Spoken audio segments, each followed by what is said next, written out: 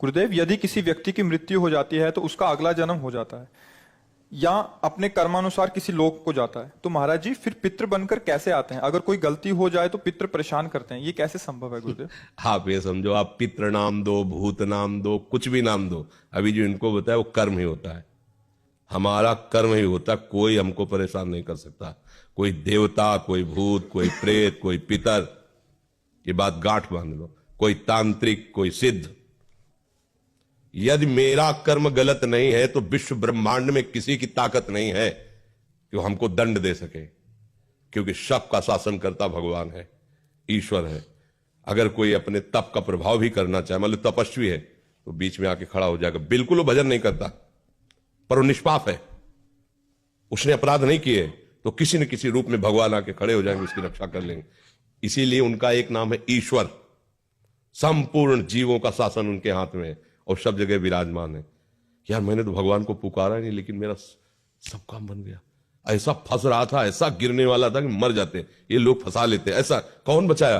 तुम्हारे अच्छे कर्म, तुम्हारे अच्छे कर्म है, बुरे कर्म नहीं। मैं तो फूंक फूंक कर पैर धर रहा हूं, जब से मुझे हो से कोई गलती नहीं हुई हमसे। हमारी दुर्दशा लोग कर रहे हैं, हमारी दुर्दशा इससे हो रही, उससे, कोई दूसरा नहीं है। बोले तुम्हारे कोई चक्कर है, ऊपरी चक्कर है, लोग ऐसे कहते हैं, वो अरे ऊपरी और भीतरी, केवल तुम्हारे कर्म का चक्कर है, दूसरा कोई नहीं है। वही कर्म भूत बन करके तुम्हें सताएगा, वही कर्म पितर बन करके, वही कर्म ग्रह बन करके सताएगा, कोई नहीं सता सकता। जो पे कृष्ण चरण मन अर्पित तो कर है का नवग्रह रंग, रंग माने भिखारी। ये भिखारी नवग्रह तुम्हारा बाल बांका भी नहीं कर सकते यदि कृष्ण चरणारविंद में चित्त लगाए हो। और सब ग्रह तुम्हारे अनुकूल है और प्रभु से तुम विमुख हो तो कोई तुम्हारी रक्षा नहीं कर सकता, तुम्हारे कर्म तुम्हें नष्ट कर देंगे। ये सिद्धांत सबकी समझ में नहीं आता है। अगर समझ में आ जाए तो भूल जाओ कि कोई पितर है, कोई भूत है, कोई प्रेत है। वही है, वही, दूसरा कोई नहीं है। वही तुम्हें दंड देने के लिए कभी भूत बन जाते हैं, कभी मृत्यु बन जाते हैं, कभी नाना प्रकार की घटनाएं बन जाते हैं।